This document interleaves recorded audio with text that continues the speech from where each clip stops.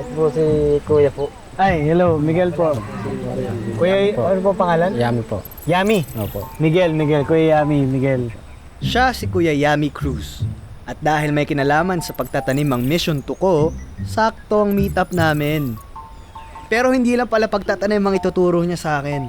Kuya Yami, may narinig akong istorya. Yung mga ninuno nyo nakikipag-usap gamit yung halaman. Totoo ho ba yun? Totoo po yung yung pagka nakikipag-usap sila.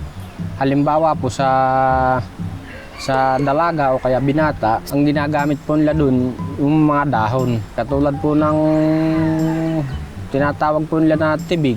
Sa ano ho ibig sabihin ng tibig? Kunyari, yung lalaki, binigyan ng tibig yung dalaga. Ay ibig sabihin po umiibig siya dun sa dalaga. Kasi magkatunog, tibig. Opo, Tibig. opo. Pwede kong lagay sa bag ko to. Pag uwi ko ng Maynila, may pagbibigyan ako ng tibig. Sige po. Ganyan pala magpakilig ang mga dumagat. Lingguehi, ang tawag sa kanilang kakaibang style ng pagsasabi ng damdamin gamit ang mga dahon. Subukan nga.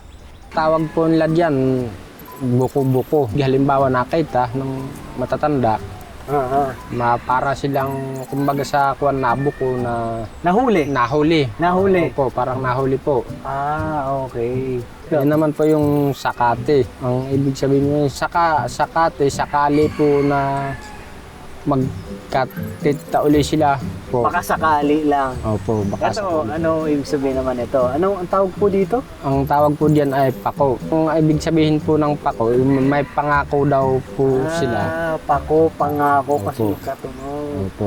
Kunyari, pako tapos tibig, pag pinagsabay ko yun, Opo. pangakong mahal kita, parang ganun. Opo, parang ganun po. Sa mga dahon pa lang, kitang-kita mo na ang yaman ng kultura nila. Kaya hindi na ako nagtataka na expert si Kuya Yani sa pagtatanim. Gano'n na ho katagal ba dito ang mga dumagat sa lugar na to, Norzagaray, Bulacan?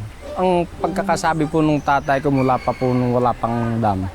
Pero ang kanilang mga ninuno, ang mga unang taong nanirahan dito sa Pilipinas, 40,000 years ago pa. At sa panahong yon, hanggang ngayon, ang mga lawa, ilog at mga sapa ang bumubuhay sa mga dumagat dito sa Sitio Iligan. Kaya nga lang po wala pang makitang tanim ngayon, inaantay pa na medyo bumababa pa yung dam. Depende ho sa taas ng dam, yung pagtatanim nyo ho. Pag halimbawa po patag-ulan na, tataas na din yung tubig. Kailangan bago din tumas yung tubig, ma-harvest na din po yung mga pananim. Gano'n ho kahalaga yung ilog sa pang-araw-araw nyong buhay dito? Bale, yung ilog po, siguro po, pagka walang ilog, wala na rin po sigurong tao. Kumbaga kaya dito napiling tumira ng mga ninuno nyo Opo. ay dahil sa ilog na ito. Nakita Opo. ko nila. Salamat sa sinabi niya dahil mas naintindihan ko na kung gaano kaimportante ang mga anyong tubig sa buhay nila. Ano ho yung tinatanim nyo dito sa taniman ninyo? Bale, ito po, kamuting kahoy po ang tinatanim. Ito ho yung binibenta nyo. Opo, ito po yung binibenta. Ano ho ito? Katawan po nung kamuting kahoy, bale, halimbawa po, ilinagay siya dyan. Okay, so ito may hukay dito na pahaba. Opo, Tapos yung katawan ng kamoting kahoy ilalagay ho dito, no? opo. Tapos tatabunan po. Okay, tabunan natin. Yan. Okay.